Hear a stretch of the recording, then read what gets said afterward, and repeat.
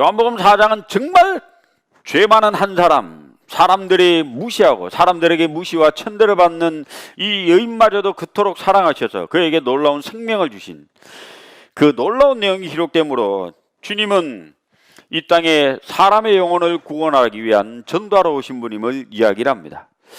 요한복음은 하늘의 하나님이 이 땅에 내려오실 때 이 대중적으로 설계한 내용이 주로 마태복음에 많이 나오거든요. 마태복음은 왕으로 묘사하고 있기 때문에 대중적으로 설계하고 있는 내용이 많이 나옵니다.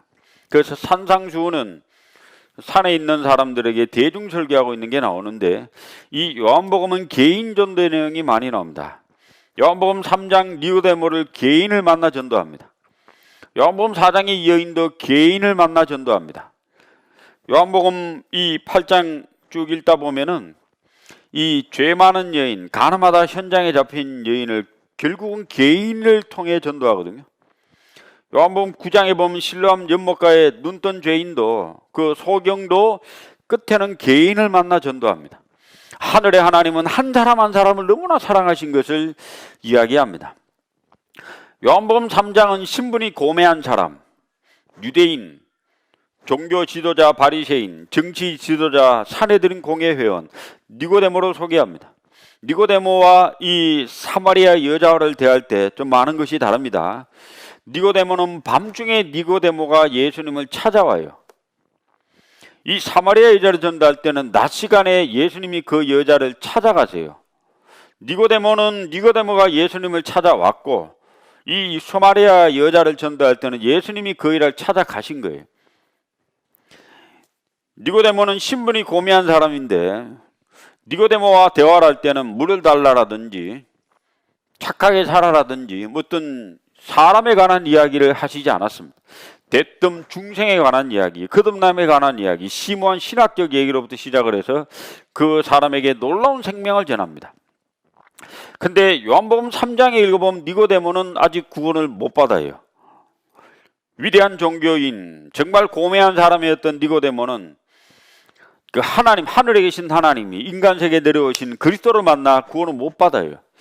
근데 사마리아 여자를 만나서는 주님이 물을 달라고 하는 가장 쉽고 편안한 대화로부터 시작해서 이 여인에게 자신이 바로 메시아임을, 그리스도인임을 전파함으로 진리를 깨닫게 합니다. 니고데모는 이름이 명확하게 나옵니다. 사마리아 여자는 이름이 없어요. 니고데모는 은혜를 받은, 축복을 받았다고 하는 유대인 남자입니다. 유대인 고매한 남자. 이 사마리아 여자는 멸시받고 천대받는 사마리아인 중에 죄 많은 여인입니다. 이 여인에겐 주님이 물을 얘기하고 또 하나님의 선물을 얘기합니다. 3장과 4장을 읽어보면 완전히 대조적인 내용을 이야기를 하는데 결국 주님은 모든 사람을 사랑하심을, 고매하고 인격이 훌륭하고 종교인도 사랑하시고 정말 천하고 천하디 낮은 죄 많은 여인도 참으로 사랑하시고 놀라운 내용이 담겨 있습니다. 요한복음 4장 4절 사마리아로 통행하여야 하겠는지라. 이 사마리아는 어느 곳인가? 사마리아는요 북쪽 갈릴리 지방과 남쪽 유대 지방 사이에 있는, 우리나라 대한민국으로 치면요 경기도와 경상도 전라도 사이에 있는 충청도 지방쯤 해당합니다. 가운데 있습니다. 근데 이들은 BC 722년에 아시리아에서 멸망한 이후에 북이스라엘의 10지파가 아시리아의 그 정책에 의해서, 정치 정책에 의해서 자기 땅에 옮겨서 이 아시리아의 땅으로 옮겨가게 됩니다. 그리고 이 빈 땅 사마리아 땅에는 아시리아 사람들이 들어와 살게 됩니다. 그래서 소수 남은 유대인과 아시리아 사람들이 혼혈족을 이루게 됩니다.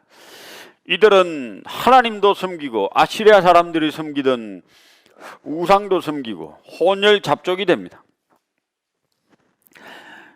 혼혈족이 됨으로 말미암아 하나님을 섬기는 여호와 신앙도 양다리 걸침으로 말미암아 유대인들에게 멸시와 천대를 받게 됩니다. 또 하나는 BC 537년에 고레스 칙령에 의해서 이 바벨론의 포로 잡혀갔던 유대인들이 그 땅에 귀환한 이후에 성전을 지을 때 이 사마리아 사람들이 지독하게 방해합니다. 하나님의 성전을 짓지 못하도록 지독하게 방해를 해서 유대인들에게 놀라운 멸시와 천대를 받게 됩니다. 그래서 예수님 시대 당시에 유대인들은 사마리아 땅을 통과해서 갈릴리 가야 되고 갈릴리 통과해서 유대 땅으로 와야 되는데 이게 참 상종당이 싫은 거예요. 꼴도 보기 싫은 거예요, 우리말로는. 그래서 옆으로 우회합니다. 쭉 돌아서 가게 됩니다. 그런데 예수님은 사마리아 땅을 통과하게 됩니다. 4절, 사마리아로 통행하여야 하겠는지라. 다른 유대인들은 우회해서 갔는데 예수님만은 통행을 하게 됩니다. 왜 그랬을까요? 전도할 사람이 있어서. 전도할 사람이 있어서. 제가 아주 오래전에 처음 목회했을 때 할머니 한 분하고 어머니의 자매님 한 분이 제가 목회하고 있던 작은 교회 10여 명 정도 모여 있었는데요. 그 두 분이나 나왔습니다. 10명 중에 2명은 크죠, 그죠? 거기 신방을 갔습니다. 교회당에서 출발하면 신호등이 하나가 없어요. 신호등 하나 없는 거리예요. 그래서 1시간 20분을 신호등 없는 산길을 몰고 가면은 두 분이 사는 집이 나옵니다. 거기를 몇 년간 다니면서 중간에 가다 보면 읍내도 있고 마을도 있어요. 근데 거기는 몰라. 이름도 몰라. 뭔지 관심이 없어요. 왜? 그리스도인이 안 살아요. 전도할 사람이 없어요. 근데 1시간 20분에 달려서 그곳에 간 것은 전도할 사람이 있고 또 그리스도인들이 살고 있기 때문에 예수님이 방문한 곳은 전부 다 복음을 전할 대상자가 있기 때문에 주님은 그곳에 방문하십니다. 주님은 3년 반 사회 가시면서 아무 뜻 없이 이유 없이 목적 없이 그곳을 방문하신 적은 단 한 번도 없습니다. 두로와 시돈 지방에 간 것은 어린 딸이 귀신 들린 여인에게 생명을 전하기 위해서. 주님이 방문하신 모든 곳엔 생명을 얻을 사람이 있기 때문에 여리고성을 방문하신 것은 삭개오와 그의 가정을 구원받게 하기 위해서. 모든 것이 이유와 목적이 있습니다. 사마리아 땅을 통과한 목적이 있습니다. 바로 이 죄 많은 여인을 건지기 위해서. 6절, 거기 또 야곱의 우물이 있더라. 예수께서 행로에 권하여 우물 곁에 거들어 앉으시니 때가 제 6시쯤 되었더라. 자, 이 장면에서 여인이 예수님을 찾아온 것이 아니라 예수님이 먼저 여인을 찾아 그곳에 가셨습니다. 성경은 인간이 하나님을 찾아가는 과정에서 나온 창작물이 아니고 하나님이 사람을 찾아 내려오신 놀라운 책입니다. 너희가 나를 택한 것이 아니요 내가 너희를 택하여 세웠나니. 우리가 구원을 받은 것은 2000년 전에 하나님의 독생자가 이 땅에 오셔서 우리를 위해 십자가에 죽고 부활하심으로 말미암아 이루어진 놀라운 사건입니다. 우리가 주님을 먼저 찾은 것이 아니라 주님이 먼저 우리를 찾아 내려오셨죠. 2000년 전에 우리 죄를 다 용서해 주셨습니다. 우리는 성경 강연을 통해서 바로 내 죄가 이미 용서되었다는 사실을 깨닫습니다. 믿어서 용서된 것이 아니라 용서해 주신 걸 믿는 거예요. 요한일서 4장 10절에 보면 사랑은 여기 있으니 우리가 하나님을 사랑한 것이 아니요 오직 하나님이 우리를 사랑하사 자기의 독생자를 세상에 보내셨다. 예, 사랑은 먼저 하나님으로부터 시작된 겁니다. 생명도 하나님으로부터, 빛도 하나님으로부터, 모든 인류의 구원의 역사도 하나님으로부터. 그 하나님으로부터 시작된 생명을 우리는 성경을 통해 깨닫게 됩니다. 요한일서 4장 19절에 보면 우리가 사랑하면 그가 먼저 우리를 사랑하셨습니다. 생명과 진리와 빛과 모든 소망이 하늘로부터 먼저 내려왔습니다. 주님이 먼저 이 여인을 찾아갔습니다. 찾아간 시간이 제6시. 유대인들은 해가 뜨면서 하루 시작이 되니까 6시는 낮 12시입니다. 태양빛 내리치는 정오에 엄청난 그 더운 날, 더운 시간, 굉장히 무더운 시간입니다. 주님이 그곳에 찾아갔습니다. 왜요? 그 시간에 그 여인이 거기 나오니까 딴 데 가면 안 돼. 그 시간에, 이 시간에 주님이 이 여인이 이곳에 오니까 이 여인을 만나려고 갔습니다. 마침 주님이 제자들을 다 보냅니다. 8절, 이는 제자들이 먹을 것을 사러 동네에 들어갔음이더라. 제자들이 12명 있는데 한 명도 남김없이 다 보냅니다. 이 장면에서 한 사람 정도는 남겨놓을 수 있잖아요, 그죠? 보디가드로, 말동무로, 대화할 상대로. 근데 주님은 한 명을 남김없이 다 보냅니다. 뭐 하려고요? 이 여인에게 개인 상담을 하고 싶습니다. 이 여인을 단독으로 만나고 싶습니다. 이 여인을 개인을 만나 전도할 수 있는 유일한 기회입니다. 자, 이 여인 평생에 놀라운 시간이 다가옵니다. 여인은 모르고 우물가에 평소 물들어 왔지만은 자기의 인생을 영원히 변화시킬 수 있는 절체절명의 시간이에요. 놀라운 축복의 시간이 다가오고 있습니다. 우리가 구원을 받은 것은 평상시 그냥 와서 말씀 듣기도 하고 평상시 삶을 살 수도 있지만 주님 입장에서 보면은 나를 구원할 수 있는 최고의 그 시간, 절체절명의 시간이 성경 강연에 초청을 받은 거예요.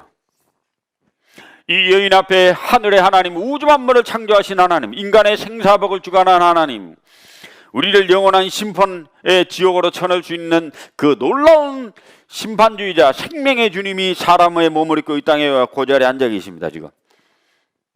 그리고 이 여인에게 말을 걸기 시작합니다. 7절. 사마리아 여자 하나가 물을 길러 왔음에 예수께서 물을 좀 달라. 자, 아주 쉬운 단어로 시작합니다. 물을 좀 달라. 누구든지 말할 수 있는 이야기죠. 만약에 주님이 이 여인을 만나서 야, 너 거듭나야 돼. 그럼 대화가 됐을까요? 안 됐을까요? 이 여인에게 뭐 거듭이 뭔지 뭐 어떻게 하겠습니까? 또 똑바로 살아. 그렇게 죄짓고 너가 사람 되겠어? 그러면 이 여인과 대화를 됐을까요? 안 됐을까요? 안 됐을 겁니다. 이 여인의 죄를 지적한다든지 이 여인의 잘잘못을 따진다든지 그런 식으로 살면 안 된다든지 종교적 심오한 이야기를 시작했다라면 이 여인에게 전도 방법이 틀린 거예요. 이 여인에게는 가장 쉬운, 이 여인이 가장 관심을 가지고 있는 그 부분을 찝어야 됩니다. 물에 관한 이야기로 시작합니다. 이 여인은 지금 물 들어오는 게 너무너무 힘들어요. 낮 12시에 물 들어오려니까 얼마나 힘들어요. 아침에 서늘할 때, 저녁에 서늘할 때 물 들어와야 되는데 못 와. 왜요? 동네 여자들이 다 같은 시간에 오면 안 돼요. 이 여인은 남편이 몇 번째 남편하고 살고 있다고요?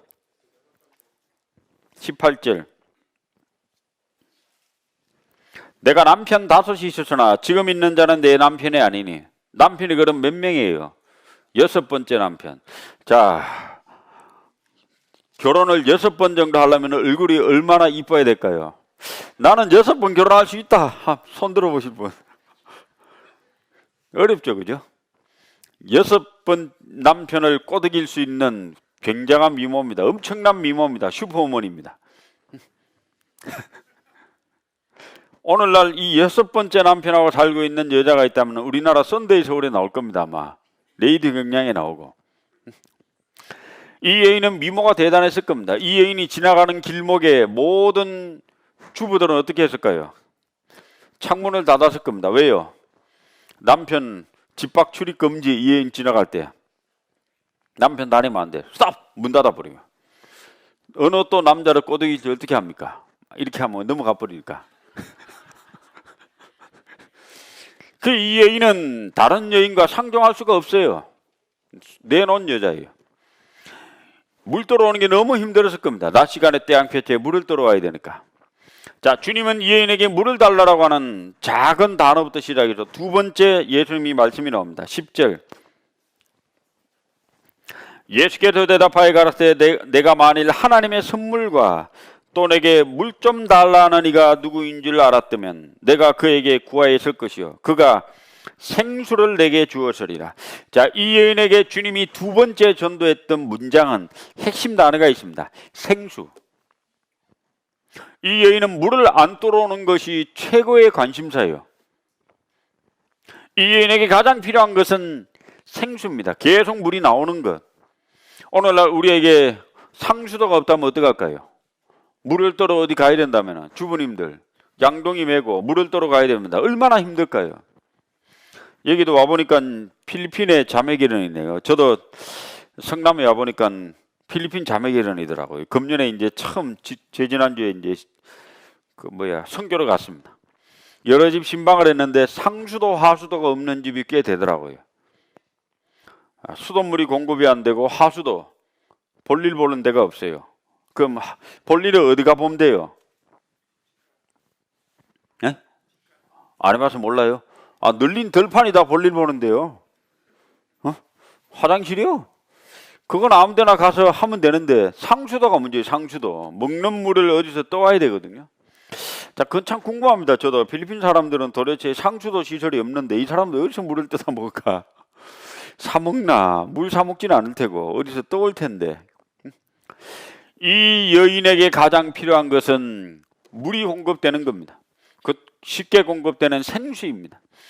여인의 호기심을 자극합니다. 여인이 가장 원하고 싶은 것은 물이 계속 나오는 겁니다. 주님은 그 여인의 갈증을 이렇게 압니다. 마음에 무엇을 원하는지 압니다. 그래서 생수에 대한 이야기를 합니다. 세 번째 주님의 말씀 13절. 예수께서 대답하여 가라사대 이 물을 먹는 자마다 다시 목마르려니와 내가 주는 물을 먹는 자는 영원히 목마르지 아니하리니 나의 주는 물은 그 속에서 영생하도록 솟아나는 샘물이 되리라. 이 여인에게 생수에 대한 이야기라고. 이 여인에게 주님이 주고 싶은 뭘 얘기합니다. 영생. 이 여인에게 주님이 주려고 하는 게 있습니다. 영생. 이 여인을 전도할 때 전도 방법은 굉장히 효과적입니다. 우리가 연구해 보면 첫째, 자연스럽게 접근해서 일상생활과 관련된 대화로 시작을 합니다. 두 번째, 혼자 있는 조용한 시간을 찾아서 전도합니다. 가끔 전도에 실패하는 분들이 있습니다. 명절날에 친척들이 다 모여 있는데 불특정 다수가 모여 있습니다. 다양한 종교와 다양한 삶의 모습을 갖고 있는, 그리고 연령대도 다양합니다. 할아버지, 이모, 삼촌, 고모 쫙 있습니다. 조카들까지. 거기에 더 전도합니다. 성공할까요? 실패할까요? 실패할 가능성이 훨씬 높습니다. 예수님은 불특정 다수가 모여 있는 곳에 가서 한 여인을 전도한 게 아니에요. 이 여인 개인을 전도하고 싶었기 때문에 여인이 혼자 있는 시간을 찾아서 가신 거예요. 우리도 전도할 때 혼자 있는 조용한 시간을 찾아서 전도를 해야 됩니다. 개인을 전도할 때. 세 번째, 주님은 전도자의 특성에 맞는 하나님의 은총을 제시합니다. 바로 생수. 이 여인에게 가장 관심 있는 것은 물이거든요. 계속 나오는 물. 그리고 이 여인에게 주님이 주고 싶어 하는 걸 이야기합니다. 영생. 영원한 생명에 관한 이야기를 합니다. 그리고 이 여인에게 네 번째 하신 말씀이 나옵니다. 16절. 가라사대 가서 내 남편을 불러오라. 전도를 받을 자, 구원을 받을 자에게 죄를 지적합니다. 회개를 유도합니다. 겸손히 하나님 앞에 나오도록, 자신의 죄를 깨닫도록 가서 내 남편을 불러오라. 가는 건 자기 의지가 동원돼야 돼요. 자기 행동을 해야 됩니다. 가야 되잖아요. 갔다가 다시 와야 돼요. 불러오라, 와야 돼요. 가는 것도 자기 의지가 필요하고 오는 것도 자기 의지가 필요한데 가서 남편을 불러오라고 합니다. 구원을 받기 위해서는 반드시 죄를 지적하고 죄에 대한 회개 과정이 반드시 있어야 됩니다. 많은 종교인들이 왜 구원을 받지 못합니까? 그들은 죄에 대한 지적을 받지 못했고 죄에 대한 진정한 회개가 없었어요. 주님은 이 여인에게 영원한 생명을 전하기 이전에 그 여인의 죄를 먼저 지적하고 죄에 대한 회개를 하도록 합니다. 이 여인이 자기 죄를 고백합니다. 남편 5이 있었는데 남편 없습니다 했습니다. 남편이 없나이다. 이 없다는 말은 자기 죄를 뉘우친단 말이고 자기는 진정한 행복이었고 죄 많은 여자라는 걸 고백하는 거예요. 그때 주님이 네 남편이 없다는 말이 옳다고 합니다. 네가 참되다고 합니다.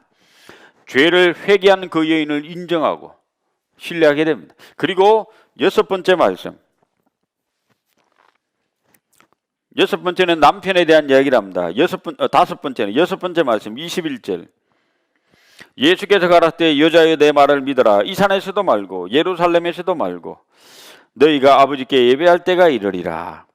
그러면서 21절부터 24절까지 쭉 하는 얘기는 좀 긴데요.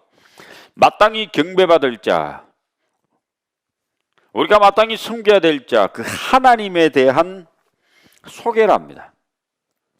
하나님이 어떤 분인지 정확히 알아야 진리를 깨달을 수 있습니다. 성경 강연에는 굉장히 놀라운 구조를 갖고 있죠. 성경 강연의 첫날부터 넷째 날까지는 하나님 얘기를 합니다. 하나님이 어떤 분인가 창조주 얘기를 합니다. 섭리에 관한, 인간 역사로 움직이고 섭리에 관한 얘기를 합니다. 하나님은 과학세계를 만드신 분임을 얘기합니다.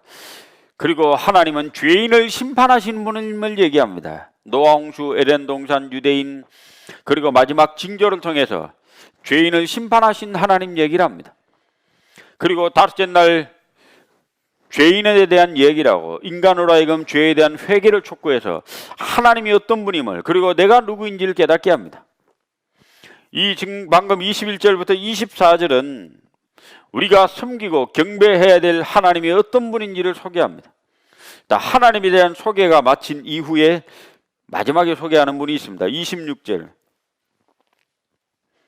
같이 읽어보겠습니다. 예수께서 이르시되 내게 말하는 내가 그러라 하시니라. 죄인을 구원하시는 그리스도. 우린 예수 믿고 천국 가잖아요. 예수가 그리스도니까 하늘에 계신 하나님 믿어서 천국 못 가잖아요. 유대인들도 하늘에 계신 하나님 철저히 믿습니다. 회개자들도 하늘에 계신 하나님 철저히 믿습니다. 그러나 그들은 천국 못 갑니다. 하늘에 계신 하나님을 믿는다고 천국 가는 것이 아니라 하나님이 사람으로 오신 죄인을 구속하신 예수 그리스도를 믿어야 천국 갑니다. 그래서 그리스도에 대한 소개를 함으로 자신이 하늘에서 내려오신 메시아임을 그 여인에게 마음을 열어 깨닫게 하심으로 이 여인이 진리를 깨닫습니다. 우리 성경 강연하고 똑같지요. 하나님에 대한 소개, 죄를 지적하고 마지막으로 예수님에 대한 소개를 합니다. 잡아놓으시고 사도행전 20장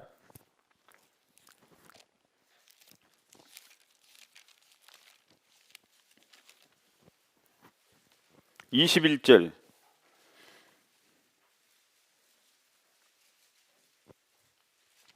사도행전 20장 21절 같이 읽어보겠습니다. 유대인과 헬라인들에게 하나님께 대한 회개와 우리 주 예수 그리스도에 대한 믿음을 전가한 것이라. 여기 두 종류의 인격체가 나옵니다. 하나님, 예수 그리스도. 하나님에게 대한 단어는 다릅니다. 하나님에게는 회개란 단어가 있고 예수님은 믿음이란 단어가 있습니다. 하나님을 점점 알아갈수록 우리는 회개하게 돼요. 그분은 창조주이시고 심판주이시거든요. 예수님을 알면 우린 믿어야 돼요. 왜? 그분은 하늘에서 내려오신 하나님, 육체를 입으신 하나님, 우리 죄를 위해 십자가에 죽고 부활하심으로 우리 죄를 영원히 용서하신 하나님. 회개와 믿음은 순서가 회개가 먼저 있고 믿음이 다음입니다. 우리는 예수를 믿음으로 천국 갑니다. 요한복음에는 believe, 믿음이란 단어가 약 100번 나옵니다. 요한복음은 예수님이 바로 하늘에서 내려오신 메시아임을 가르치는 책이기 때문에 바로 예수를 믿어야 된다는 걸 얘기합니다. 예수를 믿음으로 천국을 가는 놀라운 이야기를 함으로 요한복음 4장에 이 여인이 진리를 깨달아요. 참 놀라운 문장 구조를 갖고 있습니다. 예수님이 7번 말씀하심으로 이 여인을 결국 예수 그리스도에게까지 안내하고 있습니다.